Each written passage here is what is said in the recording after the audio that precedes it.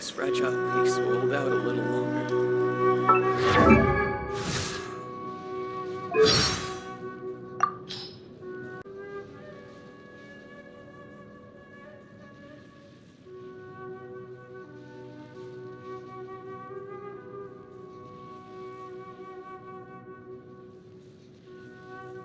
The Tenryo Commission's estate is very large.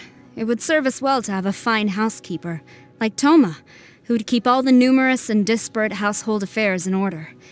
If he ever tires of working for the Kamisato clan, I would very much like for him to come to us.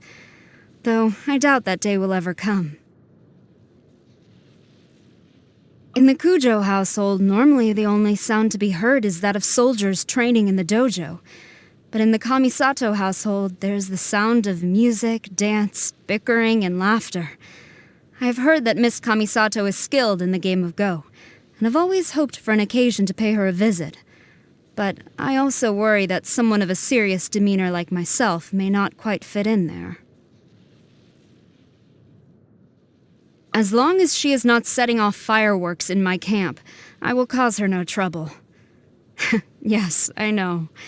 All else aside, her fireworks are spectacular and brilliant, and she deserves all the praise she gets.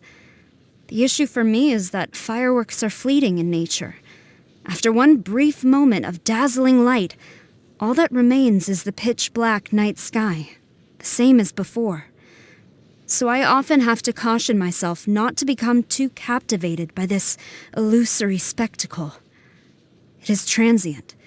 But Inazuma is eternal, and my mission is to protect Inazuma. Shikunoin and I may be colleagues, but I have few positive words to say about him. He seems preoccupied with his personal schemes while official duties take second place. The only reason I have not sought to bring him into line so far is that his investigations deliver results. He is such a headache. As I'm sure you've heard many times before, the Almighty Shogun seeks eternity, an existence beyond the dominion of thought and longing. Abandon mortal ties, strive for an unchanging eternity. The Almighty Shogun's manner is always resolute, and I do not always fully grasp the meaning of her words. But this is her decision, and I trust her. So the Vision Hunt decree was repealed. Yes, it seems that you were right. But this is not to say that the Almighty Shogun made a mistake. She has simply chosen to pursue eternity by a different route. I do not know whether the Shogun has finally found inner peace after protecting Inazuma over all these millennia.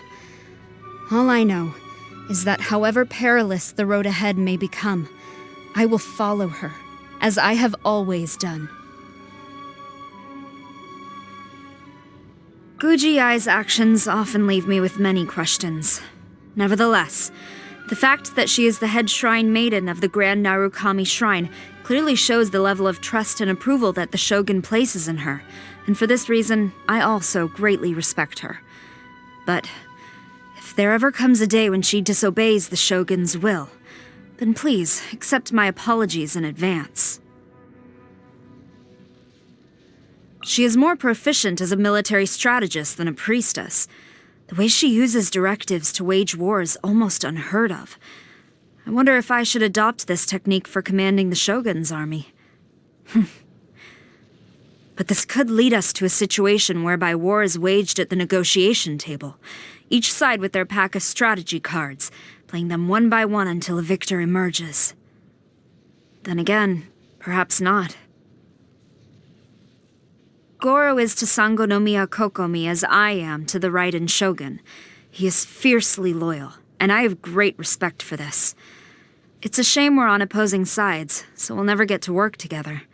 Still, I am glad to have an admirable foe. Also, I hear he's a fifth-born son. That just makes it even better.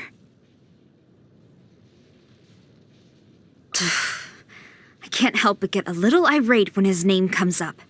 He kicked up a big fuss when I confiscated his vision. By far the noisiest person. Now, the noisiest Oni I've ever encountered. He showed he was enough of a man to admit defeat, but the rematch he insisted upon... To this day, I still don't want to talk about it. If you really must know, you can go and ask him yourself.